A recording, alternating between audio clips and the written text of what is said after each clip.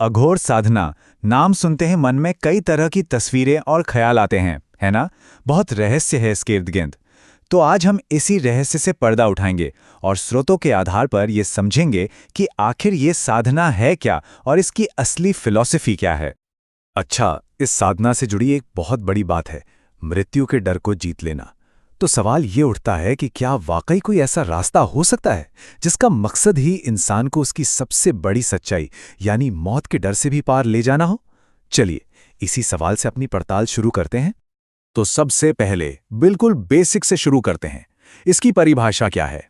देखिए, अघोर साधना एक बहुत ही इंटेंस, बहुत ही अनुशासित आध्यात्मिक मार्ग है और इसका एक ही मकसद है, साधक को उसके अंदर के हर डर, उसके अहंकार और दुनिया के हर बंधन से पूरी तरह आजाद कर देना।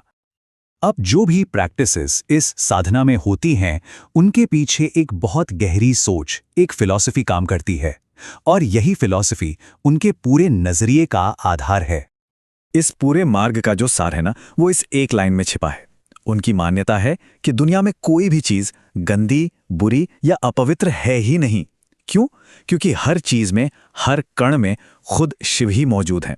और इसी नजरिए की वजह से उनकी साधना हमें इतनी अलग और अजीब लगती है।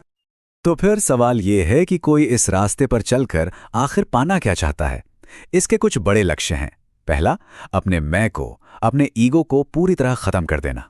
दूसरा, हर तरह के डर, खासकर मौत के डर से हमेशा के लिए मुक्त हो जाना। तीसरा, प्रकृति की हर चीज को, चाहे समाज उसे अच्छा कहे या बुरा, एक ही नजर से देखना। और चौथा, काल भैरव की कृपा पाना। लेकिन यहां पर एक बात समझनी बहुत बहुत जरूरी है। ये रास्ता हर किसी के लिए नहीं है, बिल्कुल नहीं। ये सिर्फ कुछ खास तरह के साधकों के लिए ही बना है। ये बात बिल्कुल साफ साफ कही जाती है कि जो लोग घर, परिवार और समाज में रह रहे हैं, उनके लिए ये साधना है ही नहीं। ये रास्ता साधक से मांगता है पूर्ण त्याग, यानी सब कुछ छोड़ देना। ये स्लाइड इन दोनों जिंदगियों के फर्क को बिल्कुल साफ कर देती है। देखिए, एक तरफ है साधक की दुनिया, शमशान में रहना, सब कुछ त्याग देना, सुख दुख से ऊपर उठना। और दूसरी तरफ है हम सबका जीवन, यानी गृहस्थ का जीवन, जो परिवार, सुरक्षा और सामाजिक जिम्मेदारियों के आसपास घूमता है। ये दोनों रास्ते एकदम अलग हैं।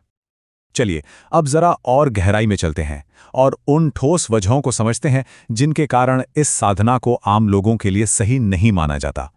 सबसे पहली वजह है इसका मेंटल प्रेशर।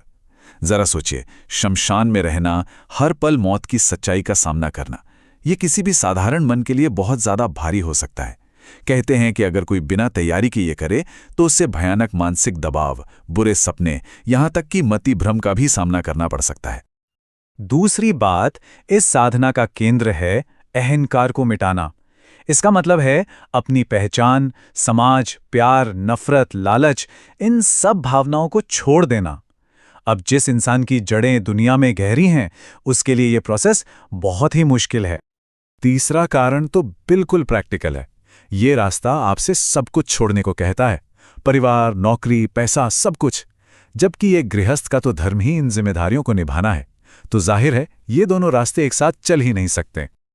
चौथा, अघोर साधना को तंत्र का ही एक हिस्सा माना जाता है और तंत्र एक बहुत पावरफुल और प्रिसाइज साइंस है। इससे बिना किसी काबिल गुरु के गाइडेंस के करना बहुत खतरनाक हो सकता है। इससे दिमाग का संतुलन बिगड़ सकता है या फिर इंसान नेगेटिव एनर्जी के चक्कर में पड़ सकता है। इस खतरे को समझाने के लिए एक बहुत अच्छी मिसाल दी जाती है। ये ठीक वैसा ही है जैसे कोई आम आदमी जाकर बिजली के नंगे तार को छू ले। क्या होगा? करंट लगना तो तय है। बस वैसे ही बिना सही ज्ञान के साधना को करना। और पांचवां कारण थोड़ा फिलॉसफिकल है। इस साधना का लक्ष्य है ड्यूअलिटी से, यानी भेदभाव से ऊपर उड़ जाना। एक अघोरी के लिए अच्छा बुरा, साफ गंदा, यहां तक कि जीवन और मृत्यु भी एक बराबर हो जाते हैं। जबकि हम जैसे आम लोग तो अपनी पूरी जिंदगी इसी भेदभाव और उससे पैदा होने वाले गुस्से, डर और लगाव में गुजार देते हैं। तो अब सवाल ये उठता है कि अगर ये रास्ता इतना मुश्किल और खास है, तो क्या आम लोगों के लिए कोई तरीका नहीं है? क्या कोई ऐसा सुरक्षित विकल्प है जिससे वो भी इस आध्यात्मिक धारा से जुड़ सकें? हाँ, बिल्कुल है। स्रोत कुछ ऐसे अभ्यासों के बारे में बताते हैं जो सेफ हैं और जिन्हें घर परिवार में रहते हुए भी किया जा सकता है। जैसे कि काल भैरव मंत्र का जाप करना, काली या भैरवी की सात्विक साधना करना, कुछ समय के लिए ब्रह्मचर्य और तप का पालन, और रोज ध्यान और मंत्र पाठ करना। तो इस पूरी बातचीत का निचोड़ क्या है? आखिर में इस रास्ते को किस नज़र से देखना चाहिए?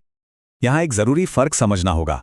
स्रोत कहते हैं कि ये साधना खतरनाक या बुरी नहीं है, बल्कि भारी है। भारी होने का मतलब है एक ऐसा रास्ता जिसमें बहुत ज़्यादा आध्यात्मिक वजन और शक्ति है, जिसे सिर्फ वही साधक उठा सकता है जिसका मन और आत्मा चट्टान की तरह मजबूत हों। और आखिर में ये एक लाइन इस रास्ते के पूरे मकसद को साफ कर देती है। ये सिर्फ उन गिने चुने लोगों के लिए है जिनका एक ही लक्ष्य है, दुनिया की मोह माया से निकलकर सिर्फ और सिर्फ परम तत्व में विलीन हो जाना।